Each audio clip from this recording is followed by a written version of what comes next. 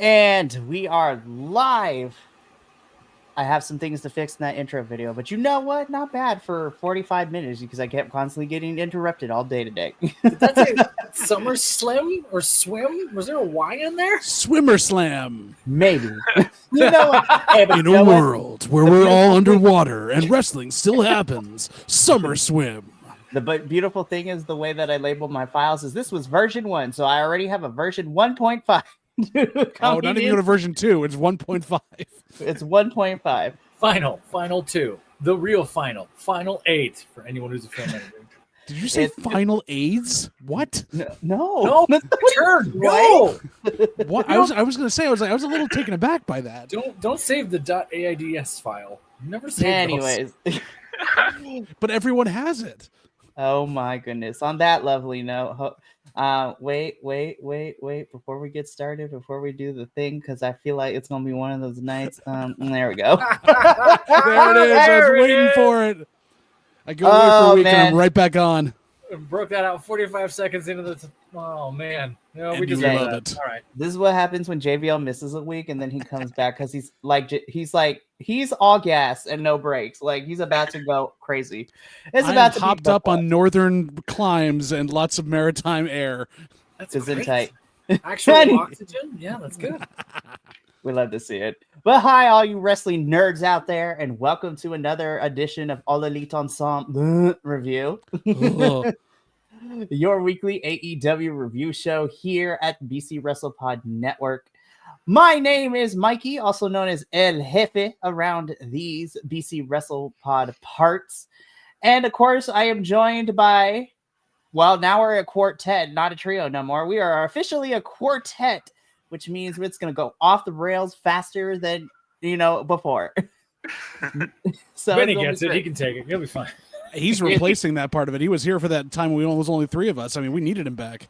Be like, somebody needs to wrangle you in. But anyways, of course, we are a quartet. I am super excited about tonight. But let's go through our panel. First and foremost, he wasn't here last week, but he was up in, the principalities of the north as he was traveling through doing some stuff. But JBL is back, so the falling green cuts.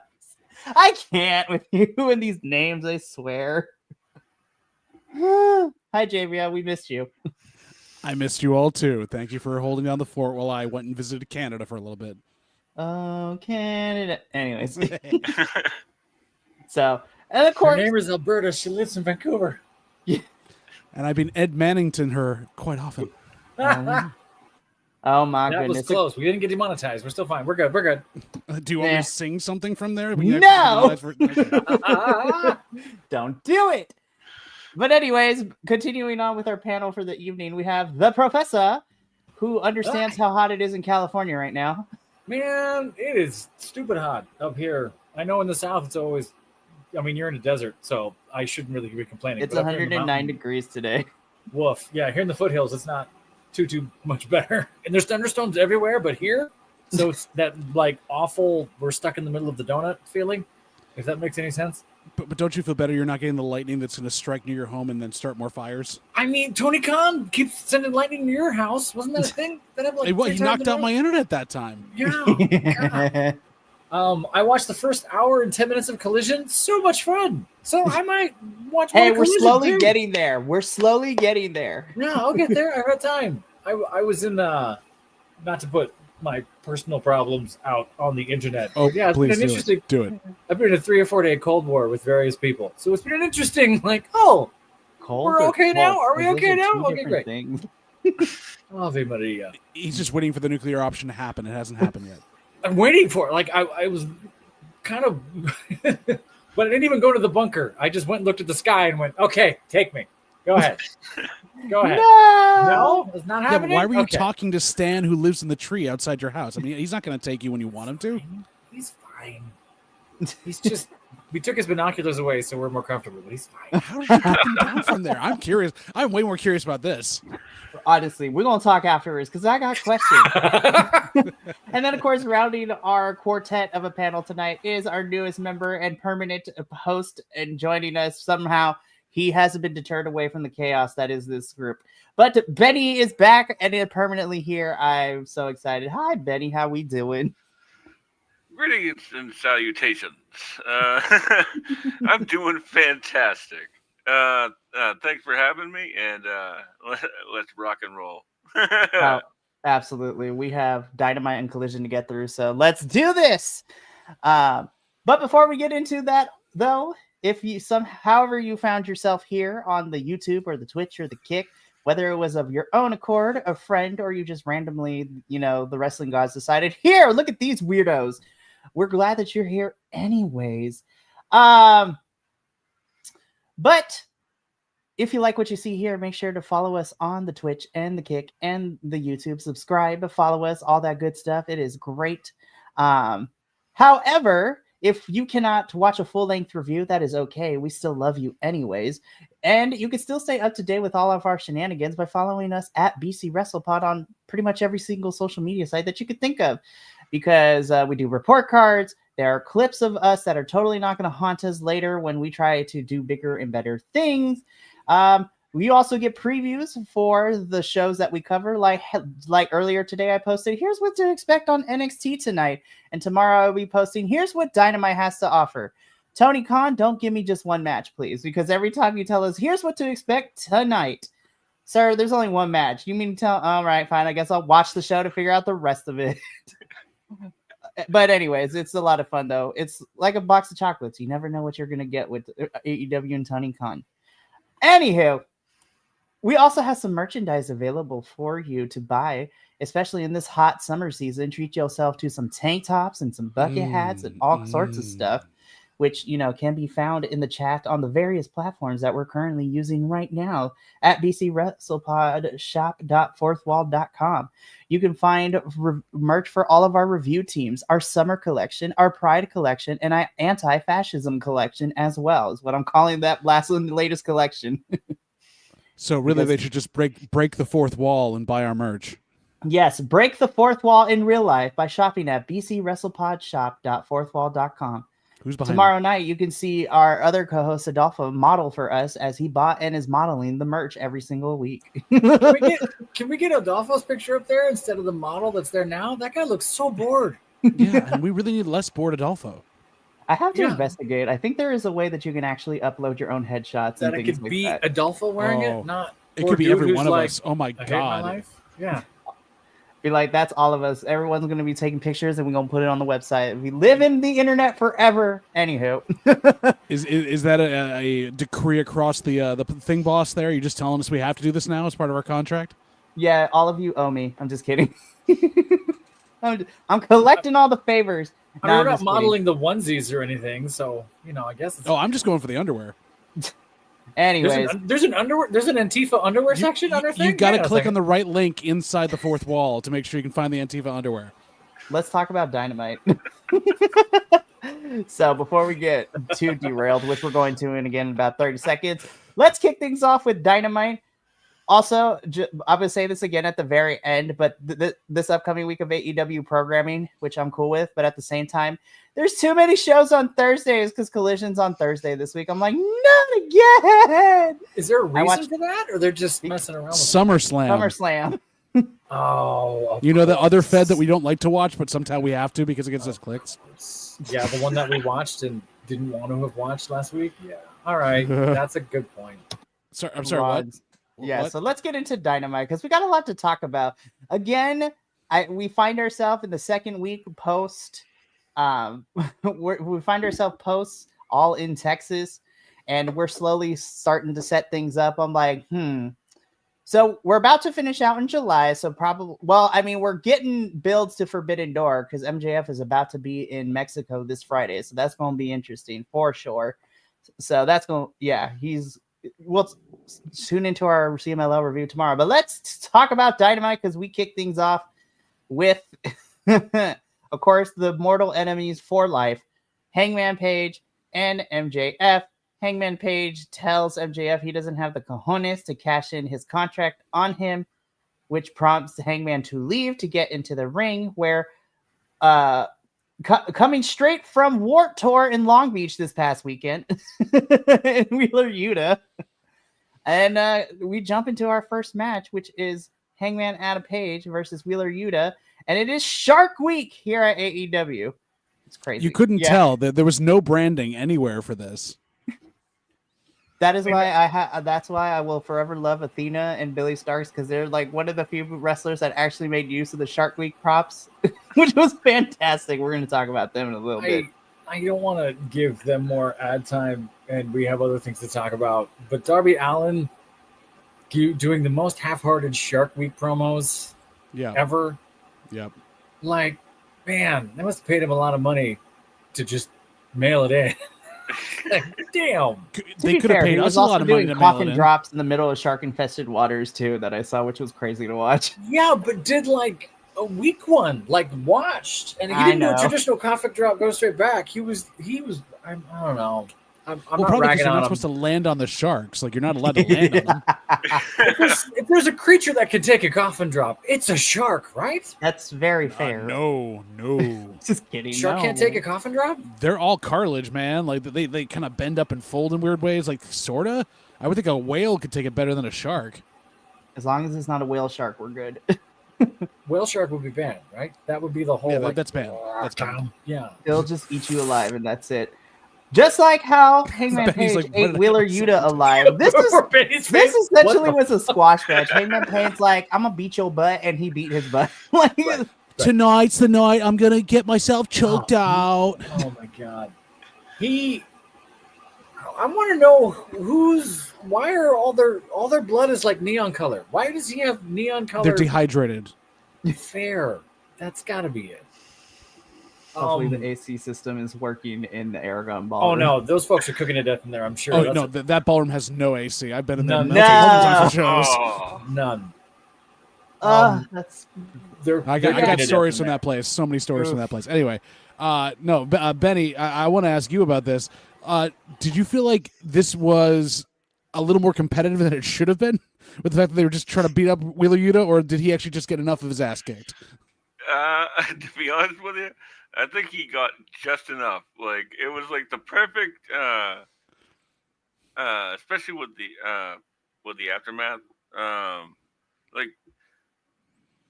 Like there was a moment where like Wheeler like toe kicks Hangman, and Hangman just had enough. Like, he just got up and beat the piss out of him,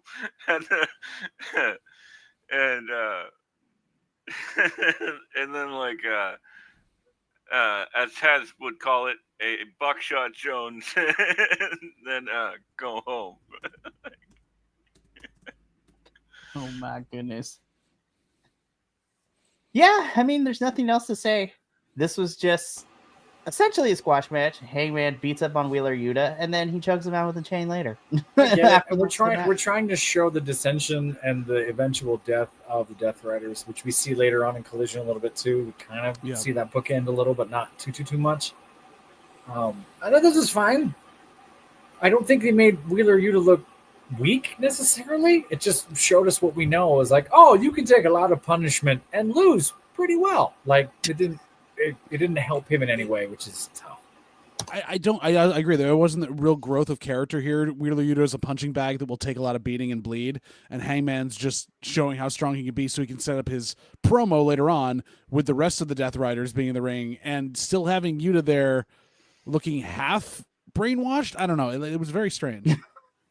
It's very strange. And now that we have Frankenstein Moxley with that big old staple gun thing across his forehead, it's scary. But we'll talk about that. It's crazy for sure. But Hangman wins, beats up Yuta with the chain later.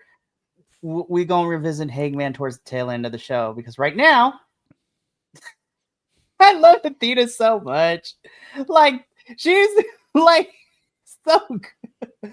She is so unserious. I love her. I love her and Billy so much. I don't care what nobody says.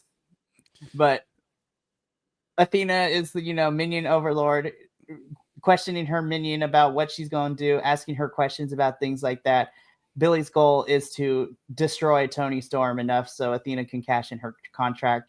I could not stop laughing with Athena's like shark fin hat going in the background too. Athena Elite Wrestling, love it. Uh, I wonder loved if it. she's the only one that wore the promo gear, I guess, that they gave everybody. Yeah. That's funny. It's the only time Because we she's saw having it was fun. here. And a couple of places in the crowd too, but yeah, she got it from some sort of fan. I also, for like a hot second, as they were doing the early part of the program, like, is Billy Starks wearing a System of a Down T-shirt? I was Like, gonna what say, the heck is up about that? Because it looks like it with a hand. Yeah, no, you're right. Yeah. Yeah, definitely. I was more, like, I couldn't be more of a fan of hers, but then I could definitely be more of a fan of hers. But sadly, it wasn't. But oh well. no, but we'll get into Billy a little bit later.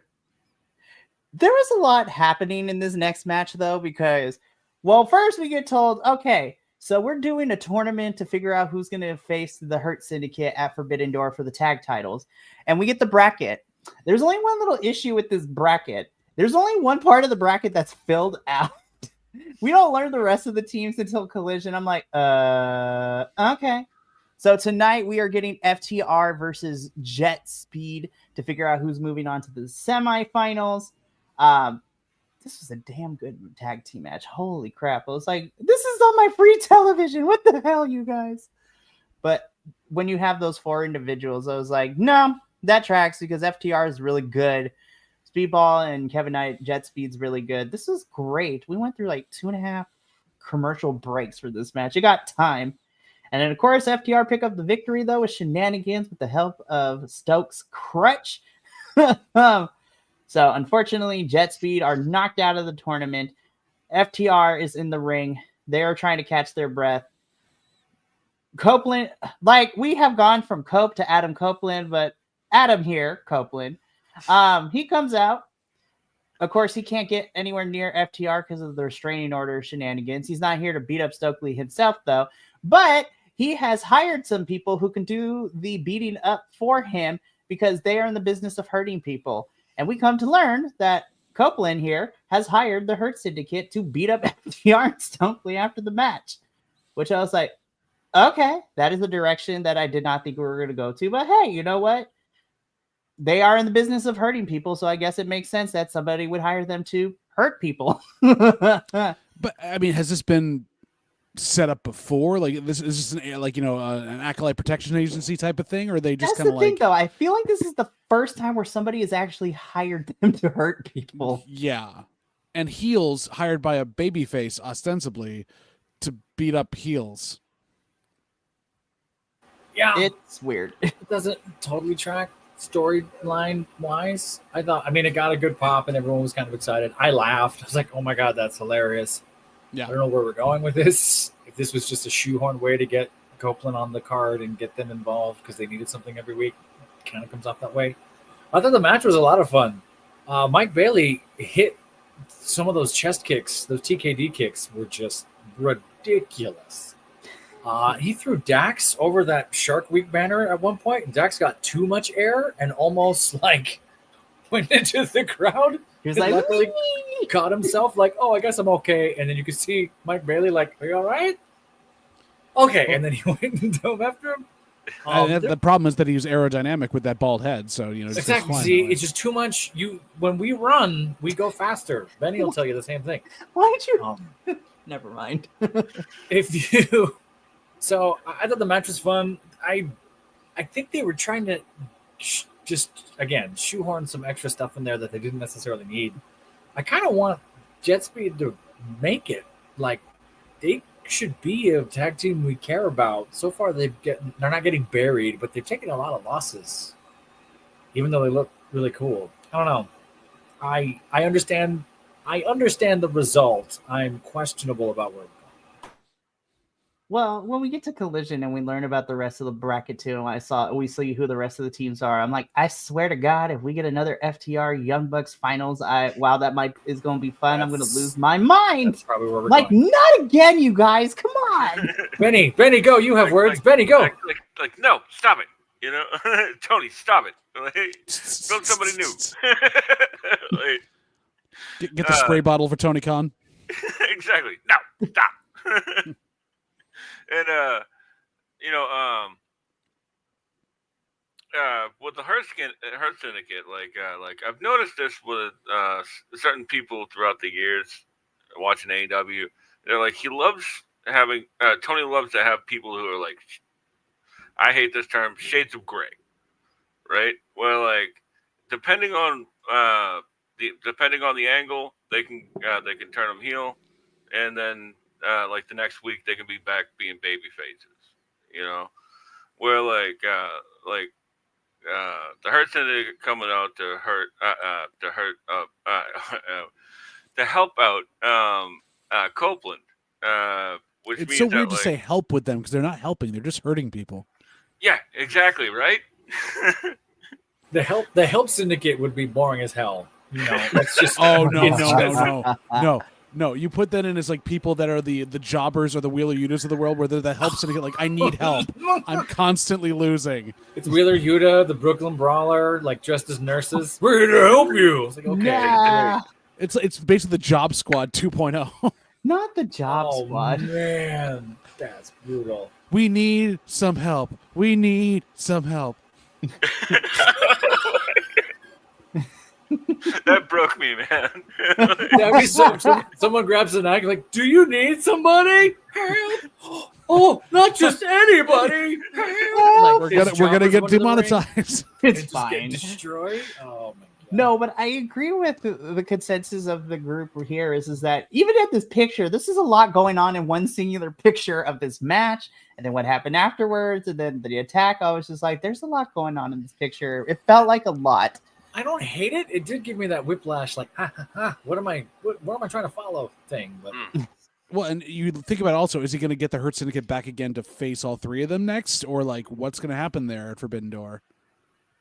Yeah, it's a weird way that we could, because technically right now the Hurt Syndicate are just waiting to see who they're going to fight at Forbidden Door. So we're throwing them into, things. We're trying to get them on television as much. And I was just like, you don't need, like, there's a lot of crossing over of some stories where it's kind of it gets convoluted. I'm like, I don't think we really need this, but it is what it is. Also, random side note. I was going to wait until Collision. I'm going to say this now. Whoever took the Collision graphic and started putting like all the multi-person matches we got on Raw yesterday, I was like, what show am I watching? Because that's exactly what I felt like. I'm like, what show am I watching? But I digress. But we got to move on though. We steal from the best. Yes. Speaking of stealing from the best, but not really. Do we call them the matriarchy now? Is that what we're calling this? Because Mama Wayne's now kind of in charge. Not really. I don't know. I don't know what to call them. I mean, they're not letting you call them the patriarch at all, and it just feels like Mama's Boys 2.0, like from ROH days, where we've got. Gosh. I'll take Mama's Boys 2.0 over what the original Mama's Boys turned into because of Ring of Honor. I would love Benny and JVL and Mikey's take on this. They shot all these at once, right? They just changed clothes. Yeah. Right? Totally. Mama Wayne's the only one that really sold it. The two dudes kind of mailed it in. She looked great in all 5 of these we got. But it was like, these are different stages. Oh, okay, great. She fixed her hair. She fixed everything. Like, are you saying that she went through the 5 stages of grief to get over Christian Cage? Oh man,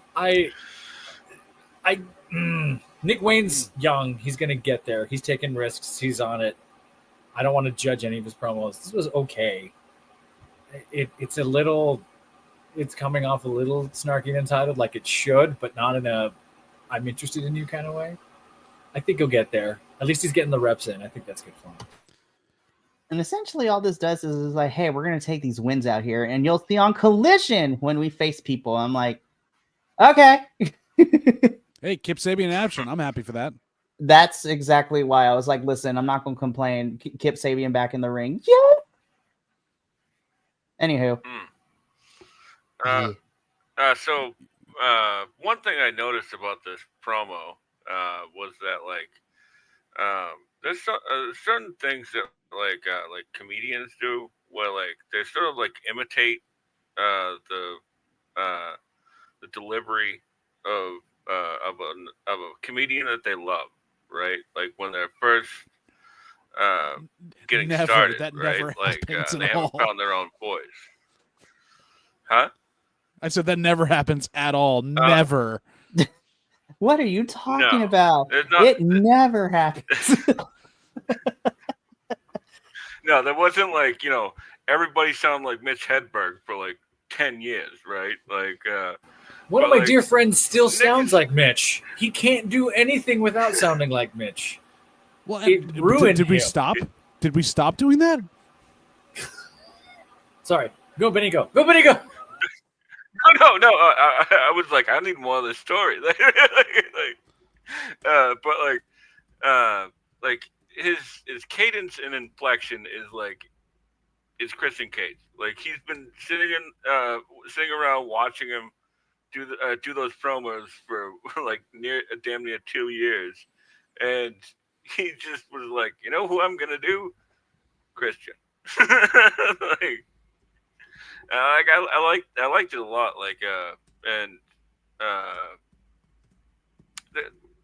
They said something on Collision, like right before Fox walked in, about like naming themselves. Or there was also one here where they made like a uncaged reference. Like they're working it out, they're workshopping it. Yeah, I think the biggest thing right now too is that for both Nick and for Kip, we are trying to find, new ground for them to stand on. Now that the turn has been made, they, took out Christian Cage, they threw him out. The patriarchy has broken up, and it's these three on their own. So we'll see where this goes for them. Again, like you said, Professor, Nick is young, he'll get there.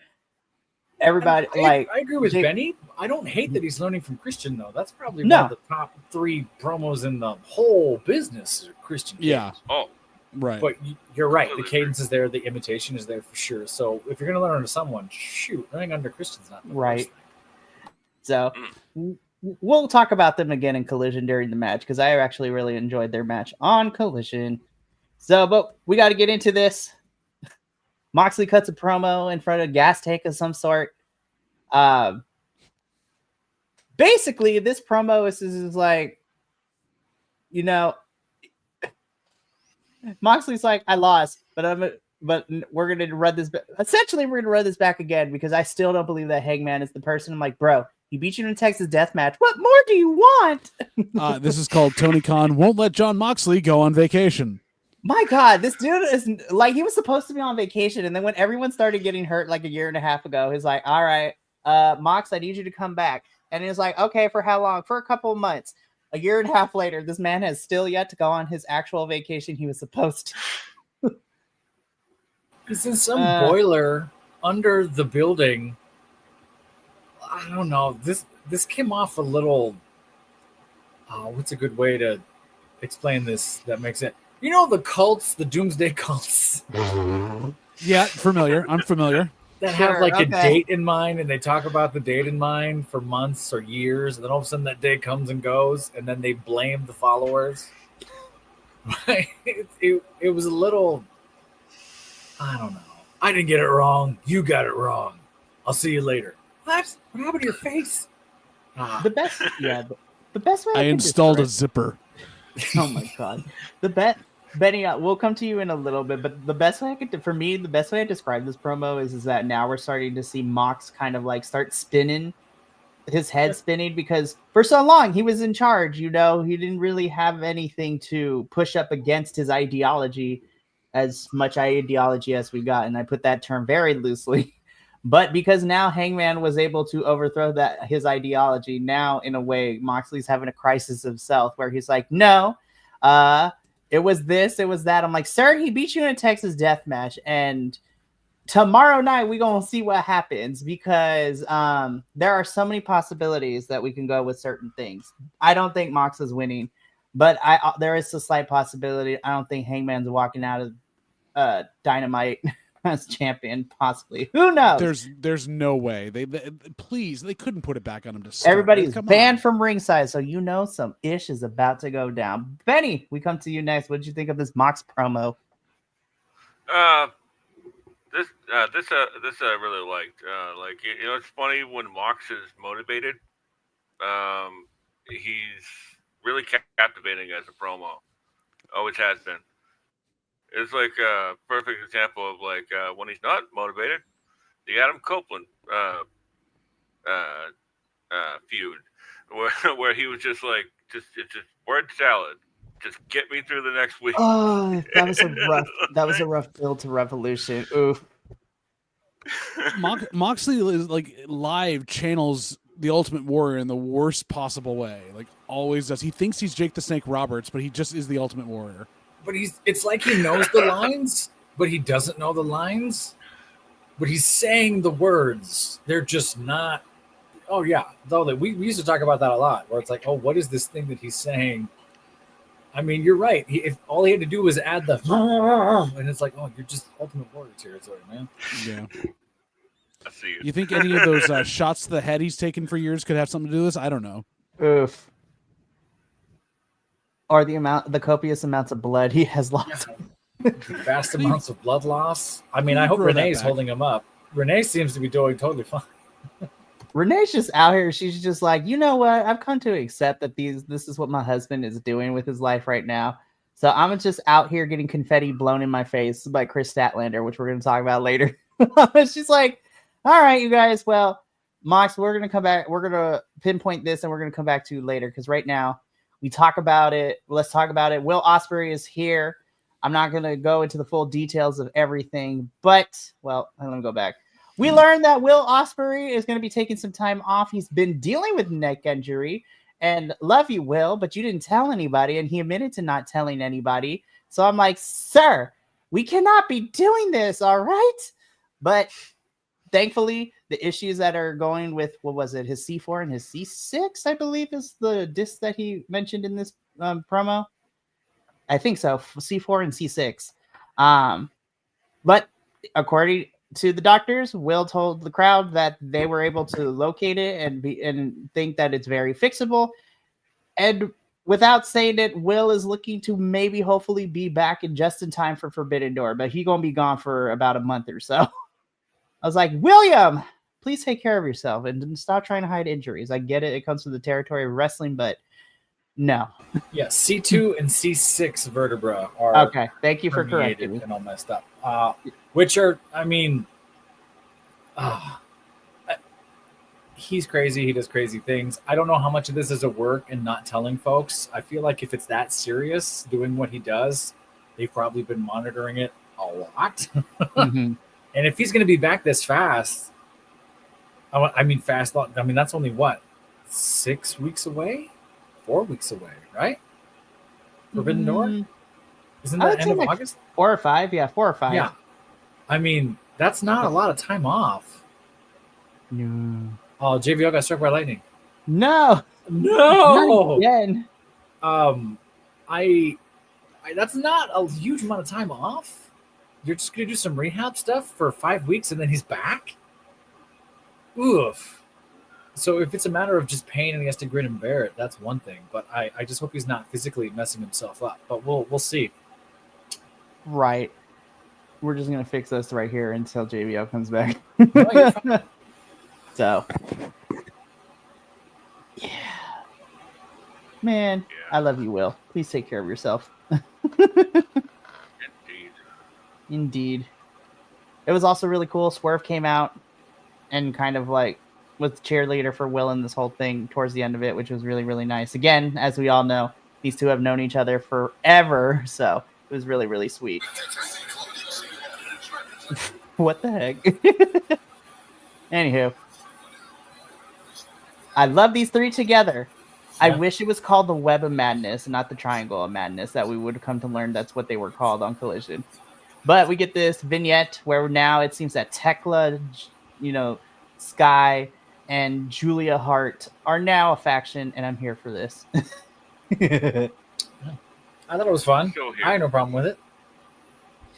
Please do something. Now show me something. Now book them. Now give them matches. Based on everybody who's been in and out involved with this women's division, I'm really hoping this leads to our first ever female, like all our women's blood and guts match, because I'm like, you're setting it up, man. So we're gonna see what happens with that. MJF got manhandled and was kind of fun to watch. Dude, tossed him around like an old school Samoa Joe promo. That's a deep cut. I didn't hate this. It feels a quick pivot. I don't know if that's the best way to describe it, because we spent, like even MJF says it, we spent months and months and months of him trying to get in. He gets in. It's only been a few weeks, right? Maybe a month-ish. And now we're seeing the breakup of the thing? He got in. MJF was in the Hurt Syndicate. Hurt Syndicate. I want to say a little before or after Double or Nothing, so it hasn't been too long. Yeah.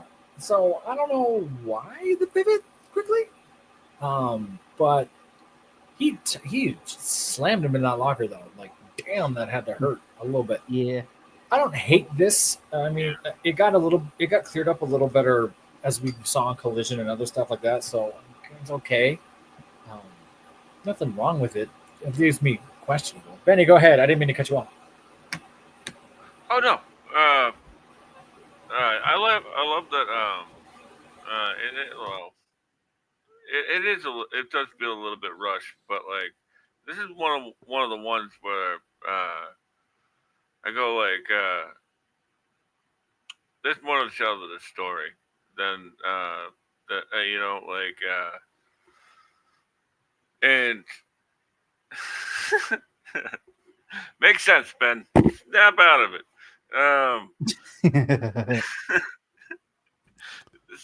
So like, as I think I brought it up last week. Like, Bobby has been giving Max like side eye for like a couple weeks, right? Right. And today, last Wednesday, like was like he just like had enough. And he's like, you know what? I'm not your lackey. And I was like, yeah, you're Bob Lash. What are you doing? So, I mean, we're starting to. I think it's a smart idea that normally I'm not into the rushing of things, but I also wondering too, because it seems that MJF is going to be, well, at least in Mexico, Tony Khan is going to be sending MJF down to Arena Mexico, because I'm pretty sure whether if it's at Forbidden Door or CMLL's 92nd Anniversario show, one way, shape, or form, we're going to continue this feud that's been brewing between Mystico and MJF. So with MJF coming down to Mystico's house this Friday, taking on Averno in the main event for one of the CMLL National Championships. It's going to be interesting for sure. So this is going to be fun. Bobby Lashley is just like, listen here, I will throw you into this locker and I will stuff you like a sandwich in here if you keep being a little So the cracks are already starting to form, but we kind of figured that this was going to happen anyways. So, but I am surprised to see it happen so soon. But hey, you know what? We'll see where this goes, especially what happens at the end of tomorrow night on Dynamite, where things end up. Yes. So, okay. On paper, I was like, this is going to be a fun match. And I still thought this was a fun match. However, I would be remiss to say, I was like, there were like one or two spots I felt like we were missing some communication parts. And I feel like we missed some connecting points between Tony and Billy Starks, especially towards the middle. They started off really good. Once we got past those two like middle ports, it's like, somebody was a miscue or something. Then it finished strong still. But I was just like, man, this was good. I just wish it was great, if that makes any sense. I don't know if you all thought the same. I felt like Billy was told, Tony's the champion, don't hurt her. Which is wild. Which is right? wild to me, because Tony's like, bring it, hit me. You can see her a few times, like pull her closer or really lay into Billy.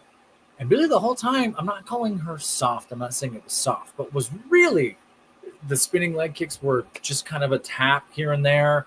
Tony had to oversell some of the things. The dive, even Tony kind of caught her and had to like pick her up and throw her to show that there was momentum there. There was a few, I don't even know if it was miscues. It was a little too measured.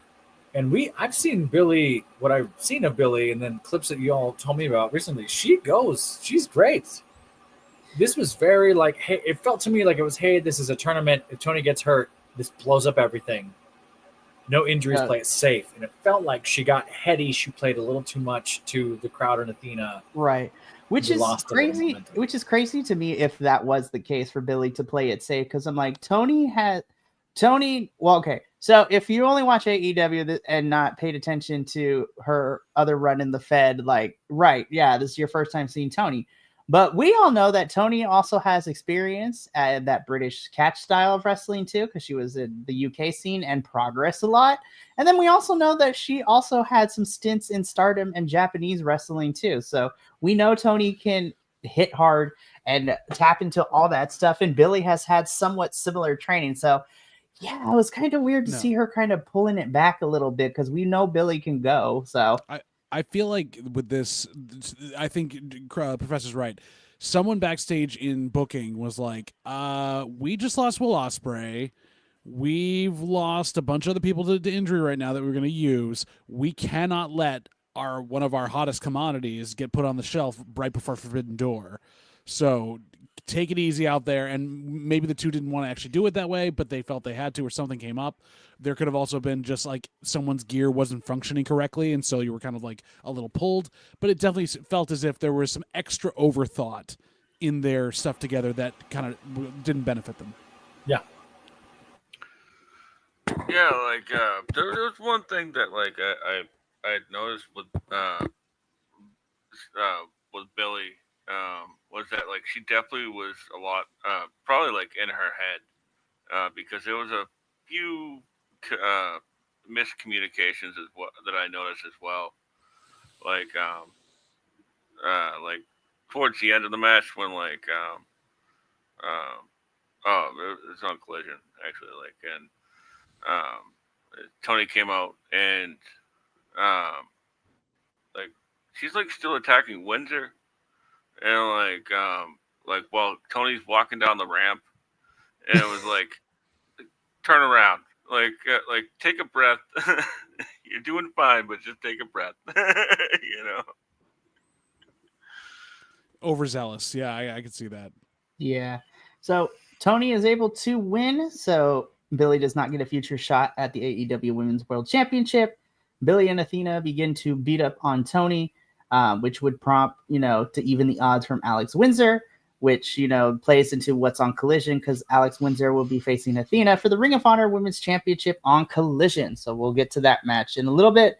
But first, can I also interject one more thing from that also? Go for it. Can we just send all of commentary home? Because all they were focused on was Tony's wrestling in a cocktail dress. She's the first one to ever do that. Go home. Commentary was on Riccaboni, where's Caprice? I was just like, commentary was on one for Dynamite. I was just like, are we really doing this? Okay, what? Like, what is happening? Well, they had to get to the tribute to Hulk Hogan. I mean, come on. I know we got a lot to talk about. Jeez, it's already been 45 minutes. I don't want to take up time. I always feel like, at least on the AEW side, they know the first 30 minutes of commentary. After that, they just kind of wing it. Doesn't matter what the match is or anything. And it's just, well, what are we doing? Well, that's when Taz's meds kick in. I feel like we need to shake up the team because, and again, I'm kind of biased, but Collision commentary never gets me bored because it's just Tony Schiavone and Nigel McGuinness. Nigel's great. I like Nigel a lot. Yeah. Yeah. When Caprice was on for the last couple of weeks too, not Caprice, Riccaboni, it was better too because Ian was having some fun without Tony there. Ian is, how do I put this? Ian to me is the best representation of being able to have fun, but Ian also knows his wrestling stuff, and he's able to present it in a way no shame because Excalibur knows his stuff too, but the way that it's delivered, I think Ian does a good job. That's why I hold Ian, Riccaboni, and even Mauro Ranallo as my two favorite commentators within the last 10 years of me watching wrestling, because Nice. they know their stuff, they deliver it really well, and they're passionate about it. Not to say everybody else is, but you can definitely tell the demographic and the era of wrestling that some of these commentators grew up in. I was like, yep. I'm looking at you, Taz, and I'm looking at you over in NXT, Booker T, because I'm mad at you, especially when it comes to Stephanie Vaquer, but tune into tomorrow night for why. But, well, again, this was a good match. I just wish it was better. Whatever happened, Billy, we still love you. You're fantastic. Friend to our channel. We love you. Again, I didn't realize that this match was happening until an hour before Dynamite went on the air. So we were getting Swerve Strickland versus Hechicero, which had me all excited. I was like, okay, let's see where we're going with all of this. Let's see what happens here. And then the Dom Phallus intro. I was like, I don't know if it's just me. I don't know if the rest of you feel this way. Dynamite really didn't make me mad at the Don Callis family, but I feel like Collision, there was an oversaturation of the family, especially with Don Callis himself. I was like, are we putting Don Callis on television too much? And the answer to that question is yes. I was like, it's to the point where now it's just mostly Don, on television doing all the talking. I mean, Kyle is in a program now with Dustin, so he's out there. But I'm like, Lance, Josh, Roppongi Vice. I mean, Hechicero doesn't do a lot of talking anyways in CMLL either, but even still, I'm like, Takeshita's out in Japan. And so apparently Dom Phallus is Hechicero because he keeps saying, I am Hechicero every time. Yes. I'm like, Dom, shut up.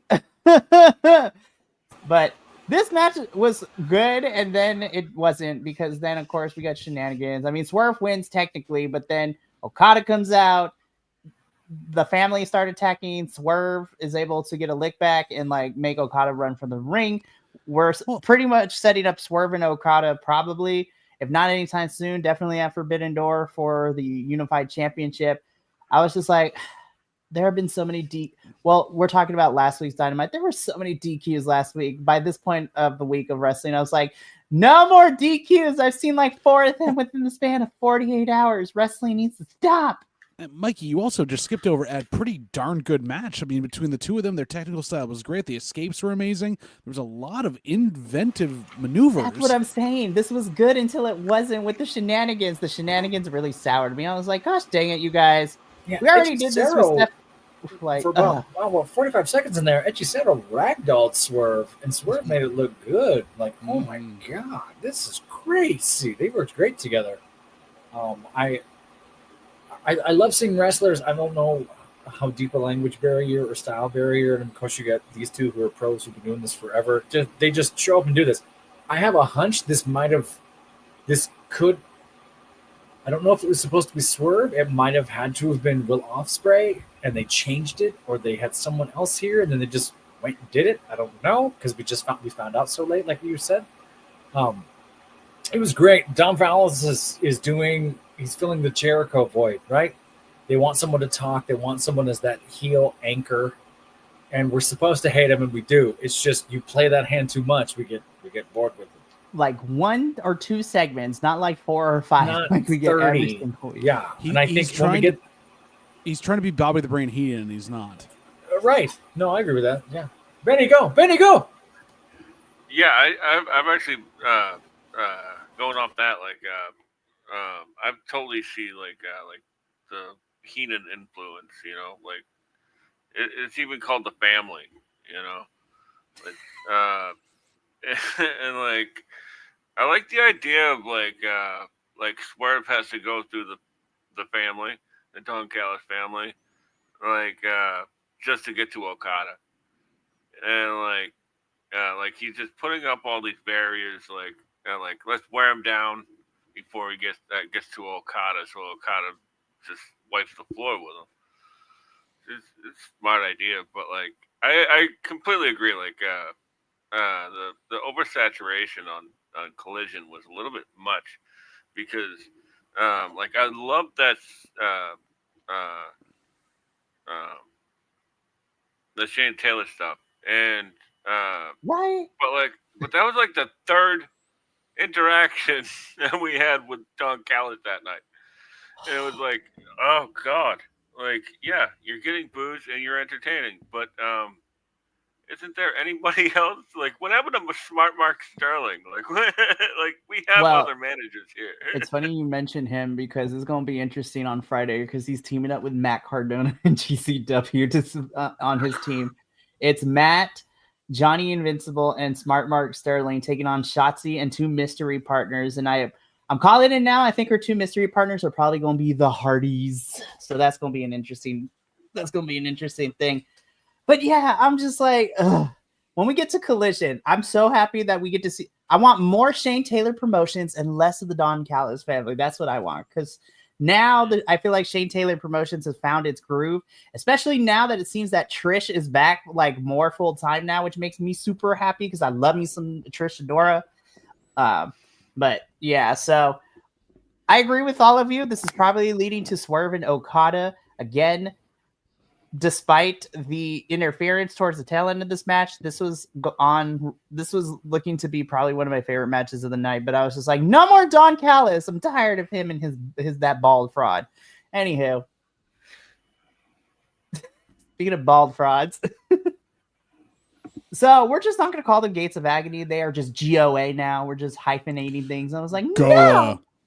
Goa. Shout out to Bishop Kondo. No. I just had the worst one in the world because you add him in. Ricoa. No. It's Claudio Castagnoli walking out there. Rico. We'll talk about Claudio in a little bit because I love with AEW does their residencies is they try to make the venue also feel like part of the story too. So we'll talk about that in Claudio's entrance because I actually really liked. We'll talk about that in a second. That when we get to the main event, but yeah, Ricochet and the Gates of Agony are out here on side quests wanting to collect some gold. This is basically what that is. Also, shout out to Bishop Khan for winning the Pan South African Wrestling Championship the other day too. So I was like, yes, Bishop Khan, we'd love to see that for you. Anywho, we move on. MJF speaks. He tells us that, well, he's battling two different people right now. He has his contract because he's still got bad blood with Hangman. But at the same time, though, he also continues to talk about Mark Briscoe. So I was just like, you guys, like, we got to put a nail in this. We got to do something. Because I was like, I thought we put it to bed at All in Texas, but apparently not. So once again, MJF for the second week in a row collects the ire of Mark Briscoe by talking about Jay Briscoe and how Mark is the inferior of the two Briscoe brothers, which then sends Mark into a tizzy to go after MJF. MJF gets the heck out of Dodge, which then prompts, Claudio's music to hit, and Claudio gives his entrance, which leads us into, after all these shenanigans, into our main event of the night. I still can't get over this picture of Mark every time. But it's like he went to the proctologist and he just got surprised by it. Or he's just singing that note in that one musical. I know which one you mean. This is his big solo and his mom is watching. But we get into our main event, which is Claudio Castagnoli versus Mark Briscoe. Again, I really liked this entrance from Claudio. He was in the lobby, standing on top, jumps down. We follow him up the stairs, through the entrance ramp and everything, into the crowd. I'm just like, I love when we get these venues that AEW is able to utilize the venue as their like own individual, as like not only are the fans there, but the venue itself is like its own entity that adds to the show too, which is really cool.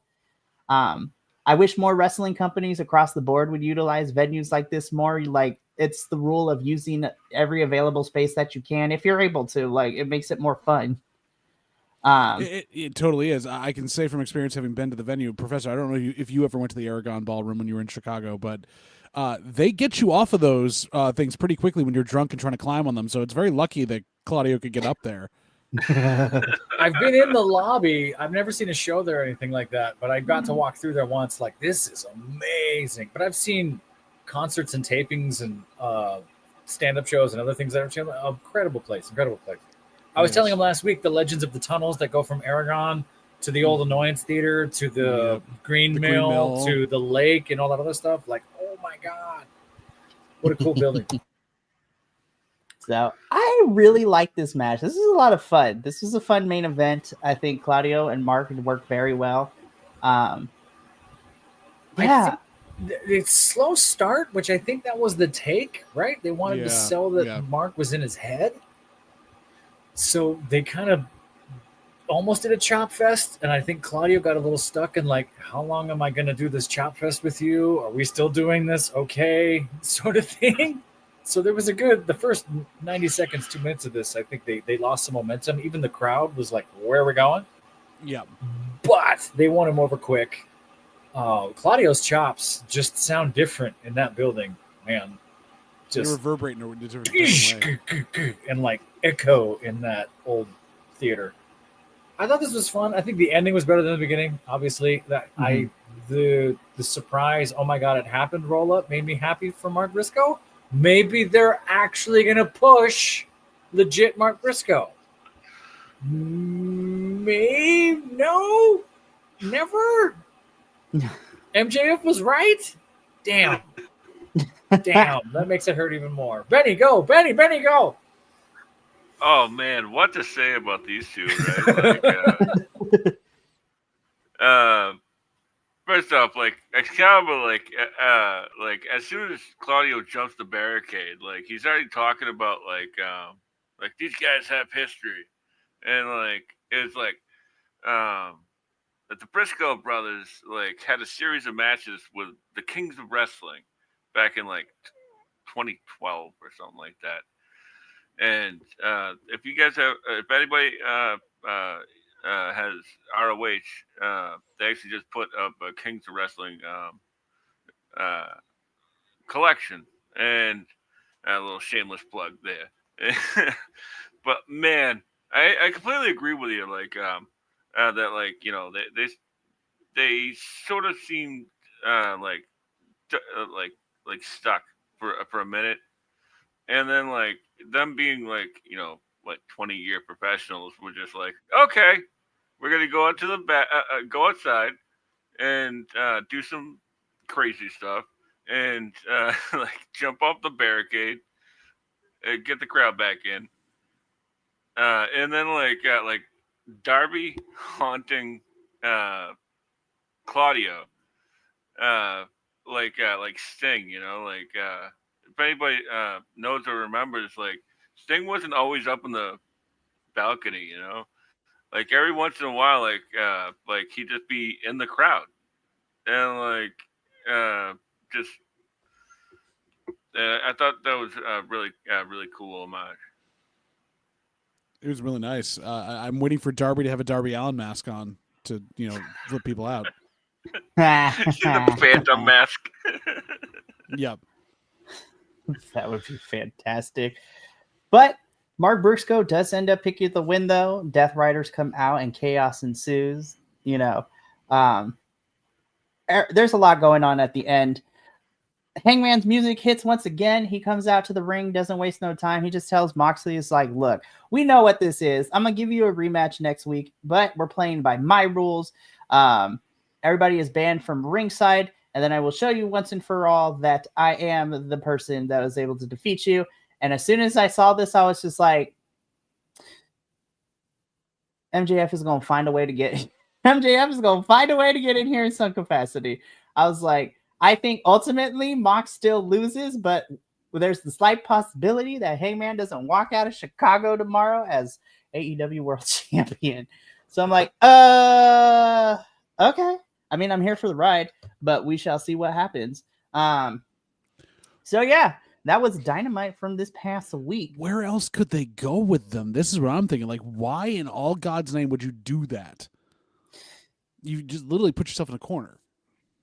Right. So we'll see what happens tomorrow night. Again, my conjecture can be completely wrong, which I'm okay with. But that was Dynamite. So now, yeah, so this is probably what's main eventing next week. So everybody bar from ringside. It is, Hangman, Mox, round. This I'm not saying I'm not excited to see this match. There's a match that gets made at the beginning of Collision that I'm very intrigued Much to more see. so, yeah. Very much. Because Chicago has a history of these matches being terrible. And I can't wait to see if it's terrible or if it actually works. We'll talk about it. Let's get into it, though. So let's talk about Collision now. So maybe they'll get into all the tunnels and stuff. Maybe they'll get down there. If they find the Capone tunnel that goes to the Green Mill and then out to the lake so they could smuggle stuff. Oh. Can you imagine if they can get cameras in the Green Mill for them to keep battling through the tunnel, then up into the Green Mill? Sorry, guys. We're being Chicago nerds. Green Mill's an old, cool bar from the 30s, but you could fight in there if you really wanted to. I used to see shows in there and get a drink every now and then. The place is gorgeous. Very much so. So let's start off with what kicked off Collision. This was a TNT Championship match. This was our champion, Dustin Rhodes, taking on Tiger Style, Lee Moriarty in this match. Again, this will not be the first time we would see Shane Taylor promotions throughout the evening of Collision. This was fine. I mean, it gave Dustin a title defense. Dustin, he looked really hesitant. He was not able to use his back and quite go as fast as he did just at All In recently. And came up hobbled afterwards too. Yeah, he did it fine. The match was fine. I had no problem with the match. I'm glad to see him. I'm glad he's doing it. I'm glad he got a title defense. I'm glad he got a win for the title. Melty. Yeah. Very melty. Very melty. So I did not hate this. But the second half of this, he had a little hitch in the giddy up, like he wasn't quite getting to the spots, and Moriarty was getting him there. But that could be anything. It's just something that I noticed. Still, it was fun. Yeah, I mean, this was a fun match. Benny, what did you think of our opener? I as a fan of both guys, like I really like this match, and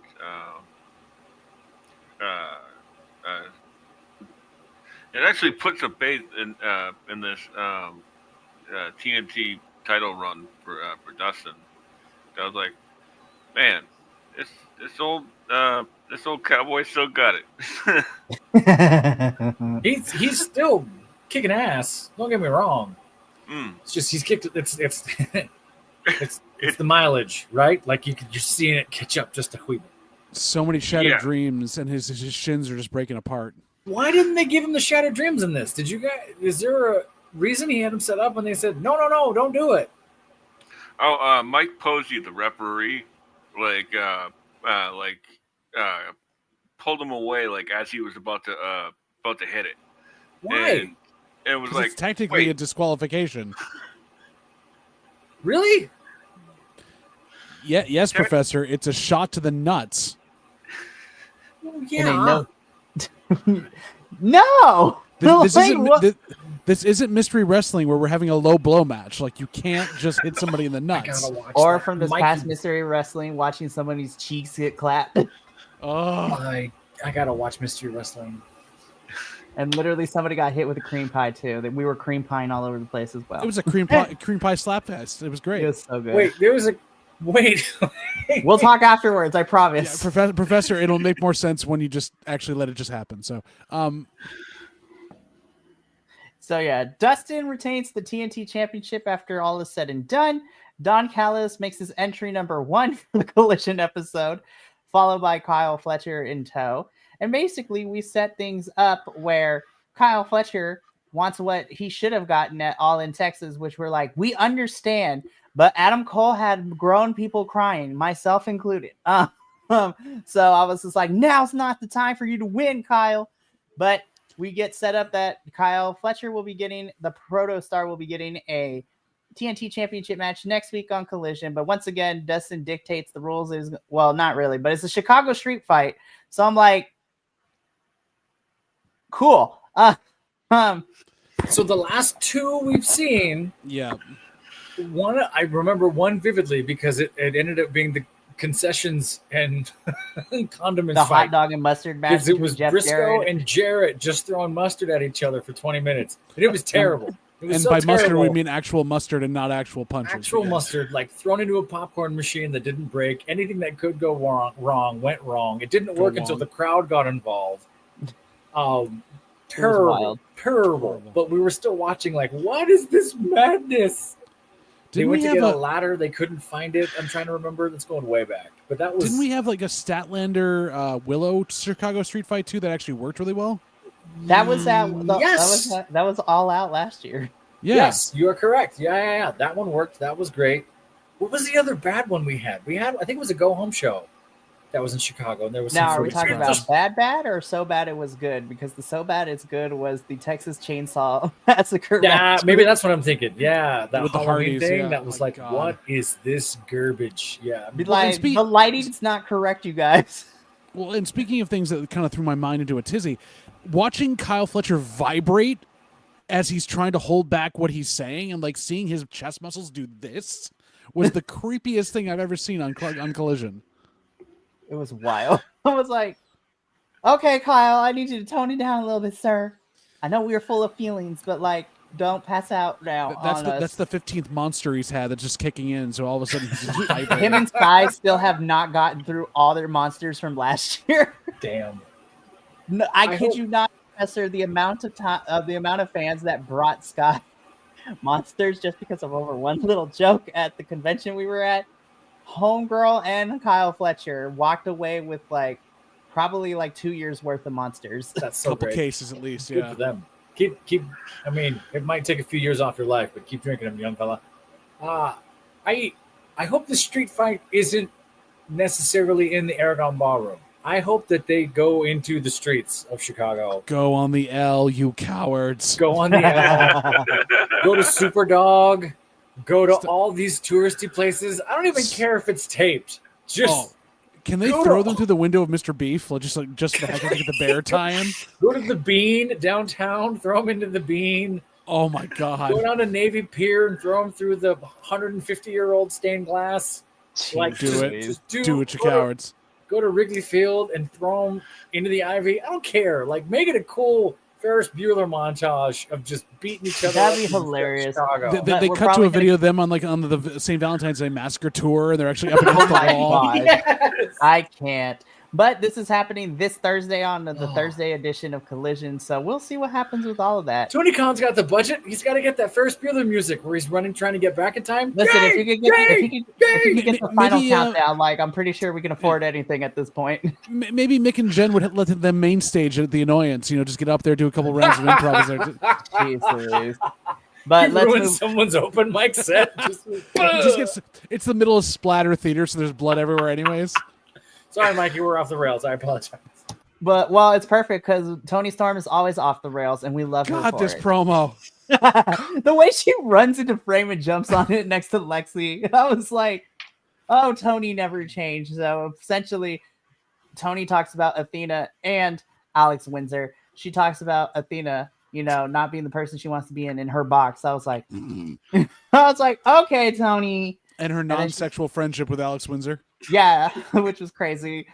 Lexi sells this perfectly as well. Lexi's also great at this too. She's like, girl, I don't think we can say that on TV, but go off, sis. Like, speaking of things you can't say on TV, so did they like bleep out Marina Shafir and Mox's promo on Dynamite on purpose? Like, did she actually swear? I think she did. Because I couldn't tell by lip reading what she said. So I'm glad you brought this up. Ospreay dropped the C word. Yep.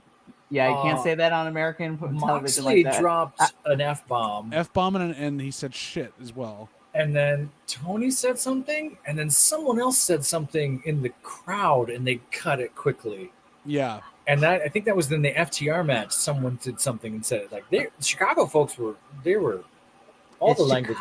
Chicago wrestling fans be buck wild. Well, did we also miss, like, we're coming up on this point, did we miss Jushin Thunder Thighs Liger in the crowd out there? Like, that was wild too. I was like, oh my gosh.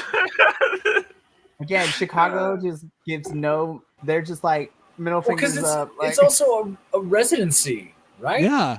Yeah. And right, as my dear friend Black Irish says in the chat, Osprey just has an accent. They're just bleeping the accent. That's not. It's a Because bad they word can't to catch us, what it but is. that's just what they say. He's an Essex boy. It's what it is. Yeah, it's just in the vernacular. Sorry, Mikey. Go. Sorry, Mike. Hey, it is okay. That is okay. We love it. But again, I love Tony. She's fantastic. We love her. So You didn't get a picture of Jushin Thunder Thighs Liger? Come on. listen, there's just some things that I'm trying not to get. Listen, we're gonna get demonetized anyways because it's us. But also, I'm trying to prevent those types of things and minimize everything. This one can be really quickly. This is another, quarterfinal match for the Forbidden Door Tag Team Tournament where we get the Bang Bang Gang, which is one half of the Guns, and beardless Juice Robinson. I missed the beard because he looks creepy in this picture, y'all. Like Juice don't look right here. Did you see how quick that grows back? Yeah. He had the old school sideburns just like Last a week week. later. Hold up, I gotta put this in there. Juice Bobby Robinson. CJ Parker is rolling over in his grave. Oh no! So we get the Well Bang done, Bang my Gang. friend. Well done. We get the Bang Bang Gang versus Big Bill and Brian Keith.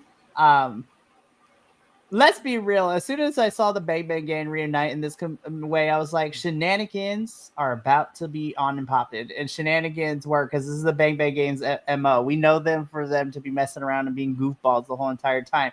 Hell, Juice Robinson made Big Bill sing into a whole nother octave range at one point during this match. He did indeed. I'm taking up too much space. Benny, go. Benny, go. Oh, like last week, I think I was like, Big Bill and Brian Keith, they don't seem to have any chemistry. Like what I meant was like in the ring, but I completely take that back because this match was fantastic, and This is a lot of fun for sure. It was I love even the adjustments to the gear with Juice were all in, like it was just like the black attire with the singlet, I guess. And like this week he had like the little flare, a little bit of tassels, and like it like reminded me of like when Juice was in New Japan, like way back, like when he like wear like the top hat. And That's right. Oh my gosh, those days. But like, I thought the Bang Bang Gang worked really well for technically being thrown together. Like probably within the day. Yeah, Big Bill and Keith have great chemistry in the ring. They have awkward chemistry in the promos and everything else they're trying to make do. Yeah, well, but when Brian Keith is staring right at Bill's nipples, because that's what Heidi's at, it's hard for him to keep his mind straight. Looking at those those torpedoes. Stare into my nipples of the future. Him and Lexi Nair are just like right there for it. Oh no, I just got flashbacks of Rocco's Modern Life. You see, I know the demographic. You do. Millennials. I wish they let Big Bill be goofy more. We finally got the dandy Big Bill, which we haven't seen in like a year or two. And I was like, give me that guy. Yeah. Eat the candy and be foppish and cute. Come on. I mean, I agree because Big Bill's hair is fantastic. Like, look at this. This picture, fantastic. man. Look at him. This hair is on fleek, as the kids say. But the Bang Bang Gang are able to pick up the victory. They will be moving on to the semifinals on their side of the bracket. They will be either facing the Outrunners or the Young Bucks in the semifinals. So please let it be the Outrunners. But anyways. That would be just utter chaos in the best possible way. Please be the Outrunners. We don't need a Young Bucks run again. Antine Pro 5. There you go. his hair regimen, we love it. Let's move on though. We get a double turn in essence.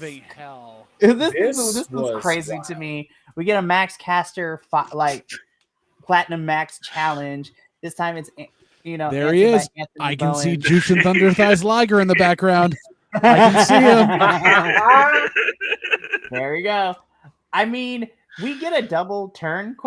Because Max is so over. He's technically like being cheered. Anthony's getting booed. Anthony wins, continues to beat up on Max until Billy Gunn has to intervene and stop Anthony from continuing to beat Max's butt. I was like, he doesn't just stop him, he beels him across the ring. yeah, I was like, whoa, okay. So okay, I'm just like, all right, well, we were trying to keep these two apart, but now that didn't work, so we're gonna throw them back and help them fight each other now. I'm like, okay. We have nothing new for our wrestlers of color. Ooh. In the words of Jasmine Masters, and I ooh. So, yeah, this is oof. Anyways, Rough. there's nothing much Very to rough. add, so let's move on. Tony Khan, I need you to send some money my way. Like every week, we are just putting like money and money and money. I was like, yo, can I get this money? But we get this 400K 8-man tag team match. So this is, we're going to talk about the winners in a little bit after this, though. So we get somewhat of a reunion of the newer form of the conglomeration. So Hologram and Tomohiro Ishii teaming up with the Outrunners, taking on Echiseto, Lance Archer, the Don Callis family, and my boys rocking the pan Afro like centralism of their outfits, and also Trish Adora coming out in the fro, like the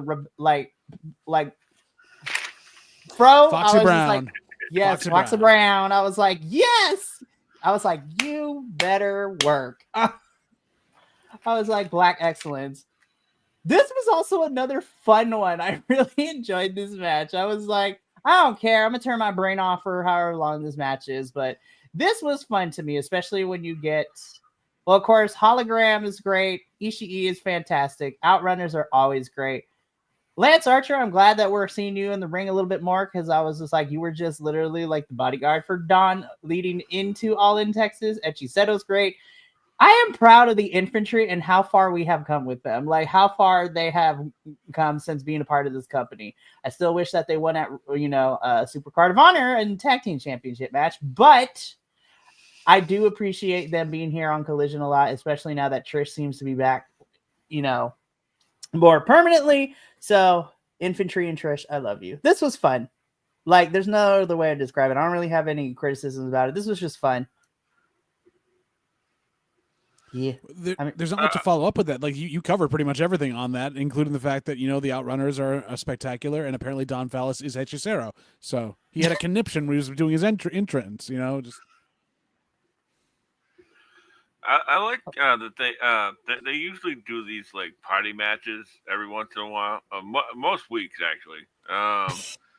And it's like it's a regular feature. It really is. And like this time, like they added a nice little wrinkle with like the Don Callis, like Shane Taylor bit. Please don't talk about wrinkles on Don Fallis. I know he's wrinkled enough, right? Oh. No. That's what happens when you keep a hot dog in one of those spinny things at the gas station. Well, that's what he is. Don Callis is just he's on a roller in a movie theater. Rotating in a movie theater. Nobody picks him because the blemish on the forehead. Like nobody wants to eat that one. He's been there since the day the movie theater opened, and they'll never pick him. And all you hear is remove that one. You can't remove that one. Don't touch. It's been there since '93. Don't touch it. Yo soy hechicero.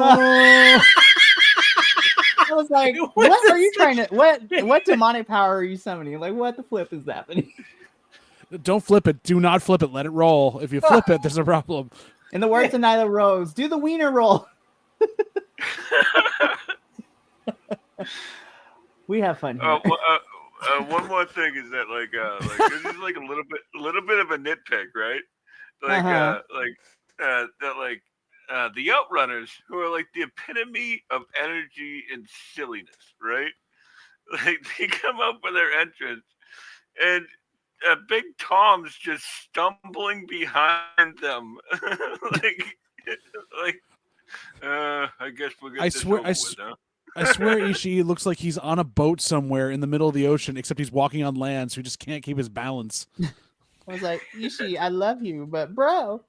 Oh, let's highlight this comic because this is interesting. I was really hoping for Lance Archer to be modern day Jake Snake Roberts. He's a mid-level boss, and it seems like a waste. If you guys remember when I first got to AEW, watching this consistently, I used to talk about him all the time. Like, that guy's amazing. That guy, that guy, that guy. But seeing him work, there's a sort of a limited move set. We never really see him talk, so I don't know his promo. And when I was talking about him when I first got here, you all hated that guy. Well, because we had known him before he did the ill-fated moonsault where he landed on his head. Yeah. And since then he's been kind of limited. And then he had Jake the Snake with him. They tried to turn him into a modern day Batista now, and it just doesn't work for him. But if you go back and watch him in NJPW, like, he is a monster. Mm-hmm. Wow, that's a shame. Well, I'm glad he's still in the business. I'm glad he's still getting a check. I'm glad he's still working. He's able to walk, which is great. After He's he able to literally move. landed on his head. It was scary when that happened. Yeah. I remember now that you're saying that. He's still doing things. He's still a cool personality in the ring and whatever. But yeah, part of me too is like, damn, I wonder what he could have or should have been. But that's tough. He's just not HSO. No. So, I mean, the baby faces win, so the Outrunners, Hologram, and Ishii are richer than they walked into this match. Hologram and Ishii will probably be around and doing some other stuff.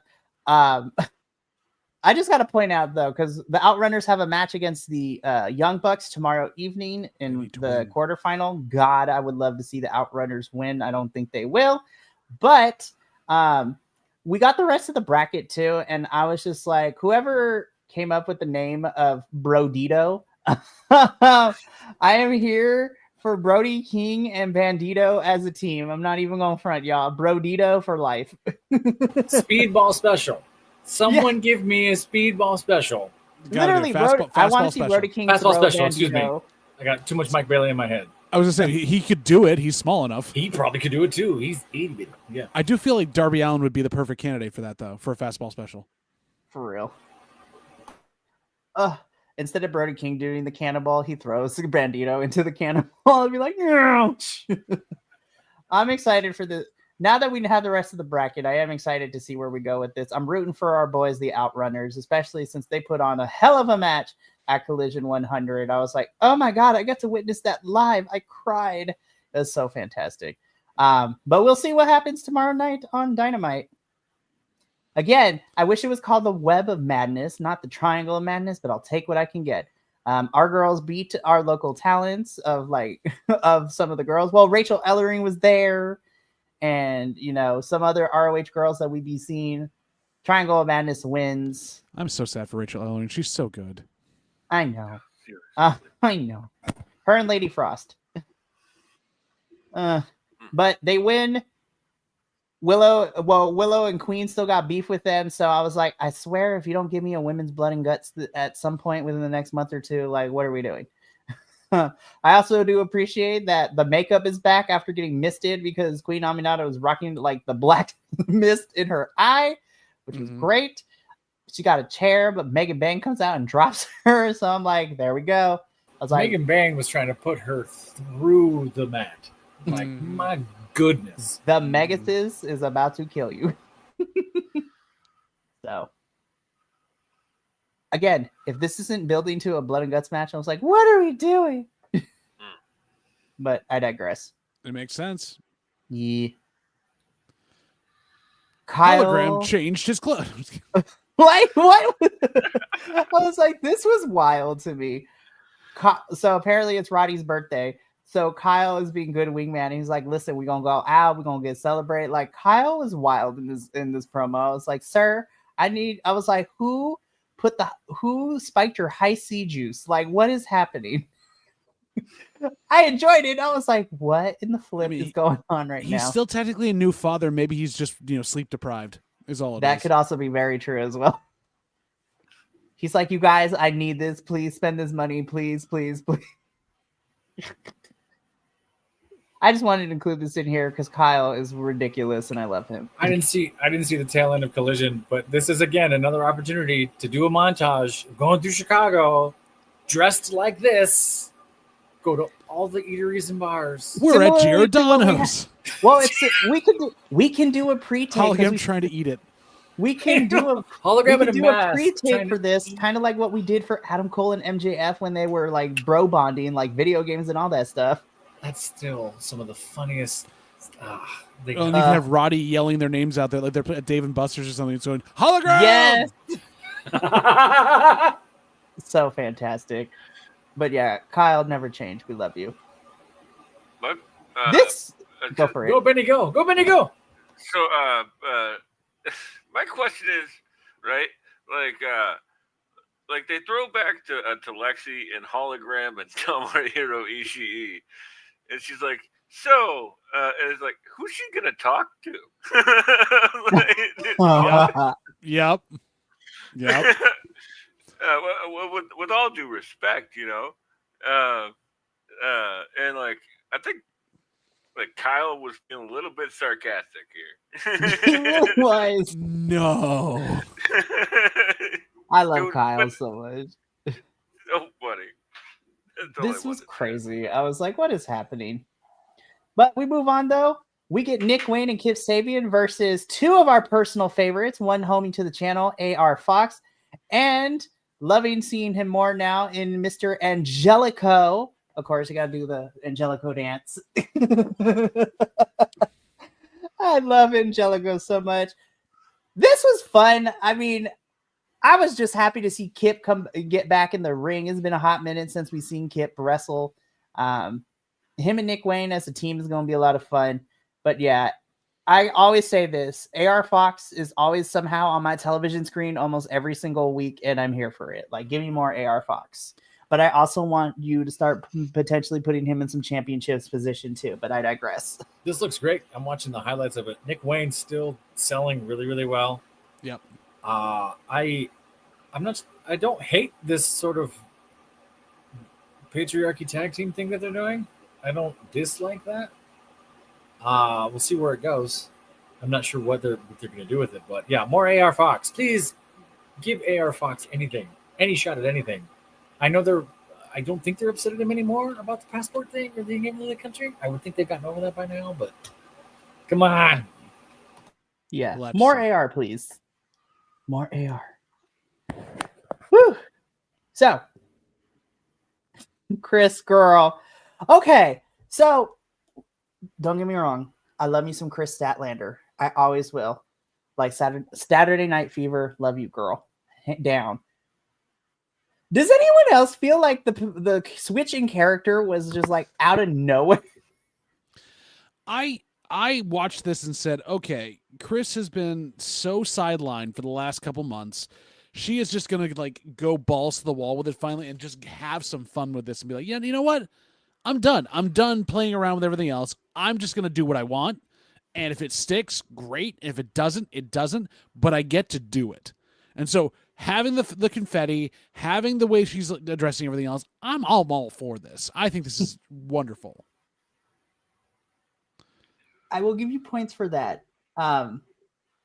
I am worried because, again, we always find ourselves in the Chris Willow universe. Like, they are always going to forever be in an eternal rivalry with one another. I was like, you guys, we just did this. Don't make them fight again. Now, granted, their matches are always bangers, but still, I'm like, let it breathe for a little bit. Benny, I'm going to come to you. What did you think of this promo from Chris? Like on the first watch, like I watched this back, on the first watch, I was like, I don't know,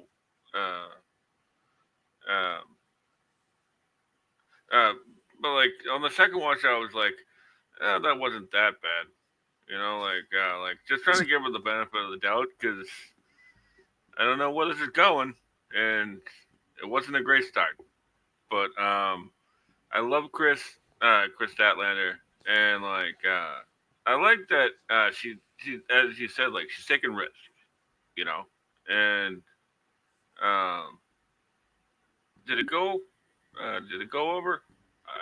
I'm not one to say, but um, it's intriguing at least. It makes you want to watch. I just watched it. I I like it. I appreciate it. I agree with what both of them are saying. Like it's sort of change gears, go. Yeah. It does feel like she has been kind of stuck in between storylines and other things while everyone else has been going, kind of stuck in the Willowverse, like you're saying. It's a very different Statlander than we've seen. It's not all the way to alien boop the nose Statlander, but she's going to feed into some sort of madness or jealousy type thing, maybe, or maybe she has a little more to do here just to get noticed and booked differently. Yeah, make a choice. She starts putting her hair down and growing a beard so she can look just like Wheeler Yuta. She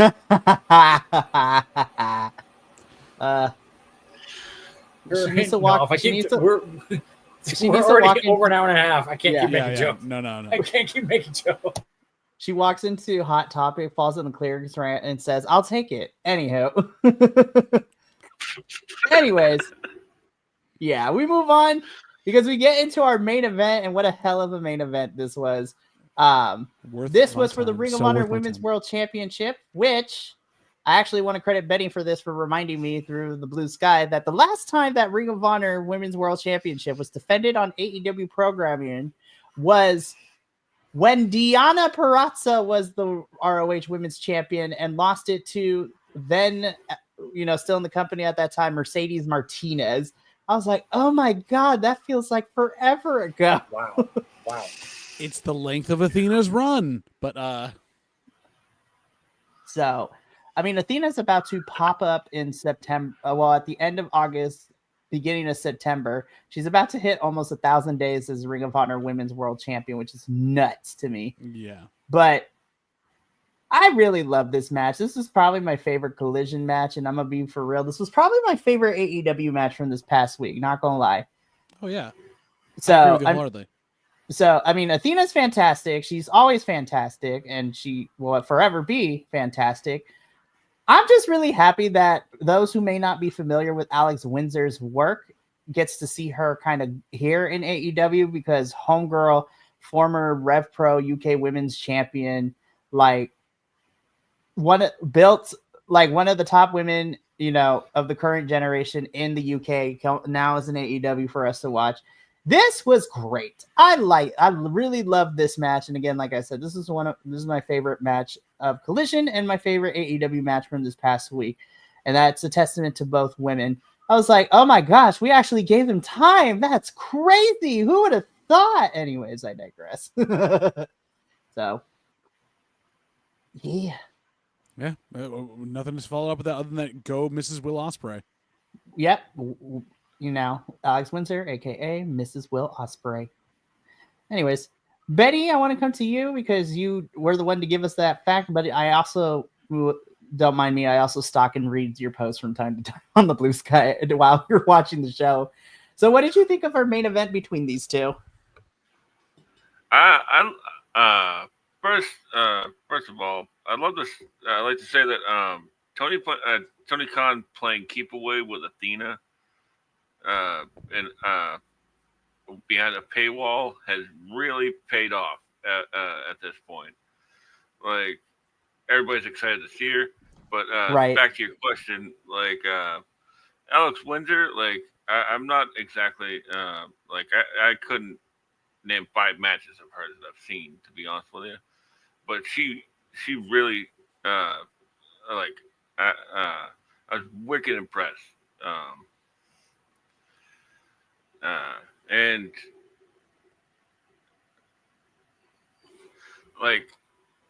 Athena, I don't know. I'm I got way too many thoughts going on in my mind about Athena. She's just fantastic. But I digress as well. Mm-hmm. No, and I think, and I want to talk about it for really quickly too, because the fact that Athena has mostly been exclusive through Ring of Honor Club for the last 2 years, mostly, with her sporadically coming into AEW weekly programming. And now that she's won the women's casino gauntlet match at Y'all in Texas, now that she's now here more often, is probably going to be, makes it so exciting. And then again, everybody knows how great and amazing Athena is, and now we get to see her almost on a weekly basis now. So it's fantastic. This was a good one.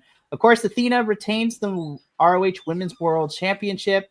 Athena and Billy Starks begin to beat up on Alex Windsor, which then prompts Toni Storm to come down to even the odds.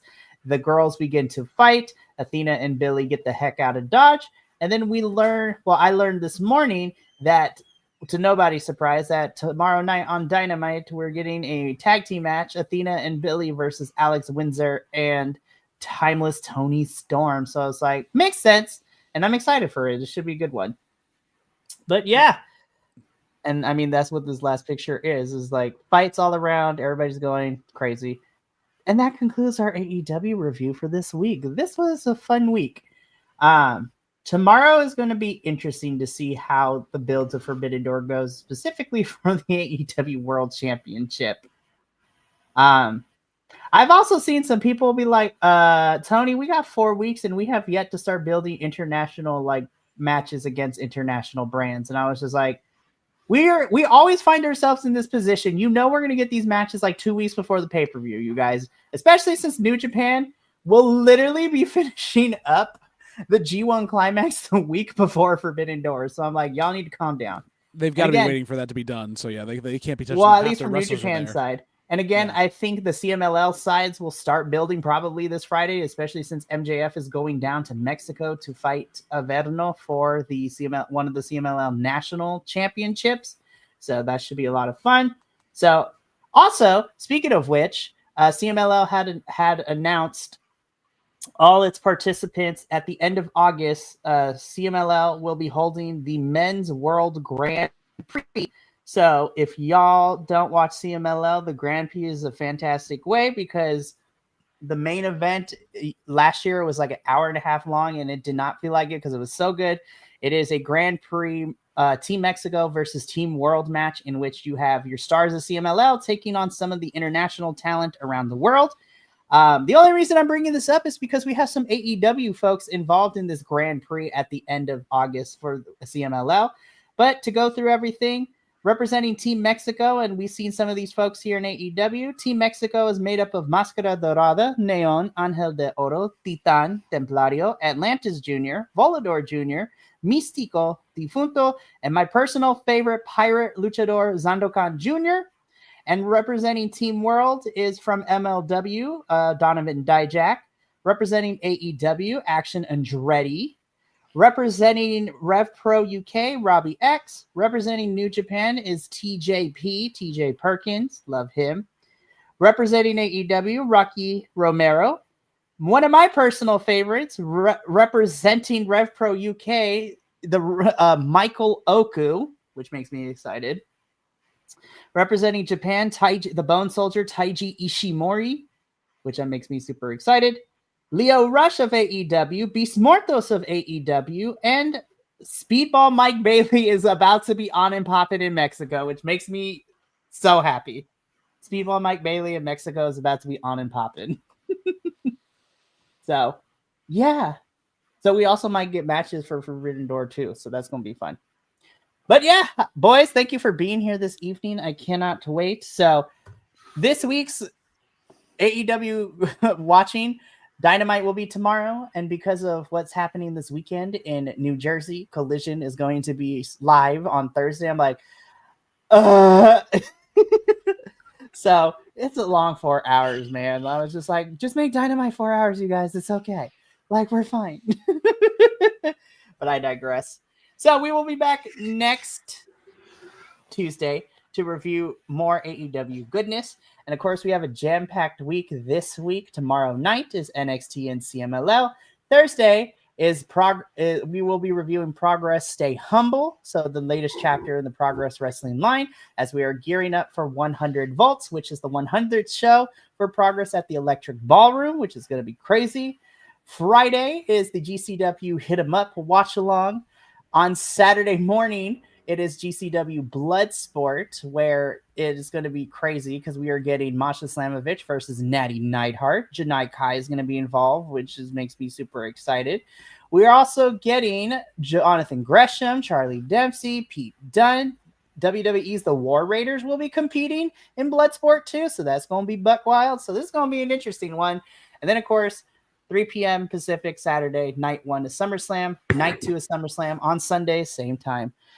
There's too much wrestling. There's a lot, you guys.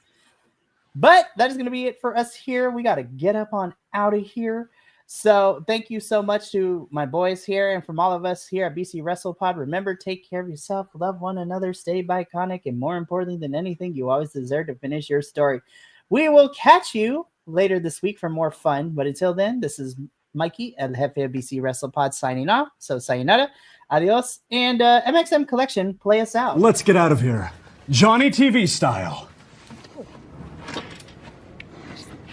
Sebastian! You're in the shot, you bald idiot! You fool! The other way! Go! Go!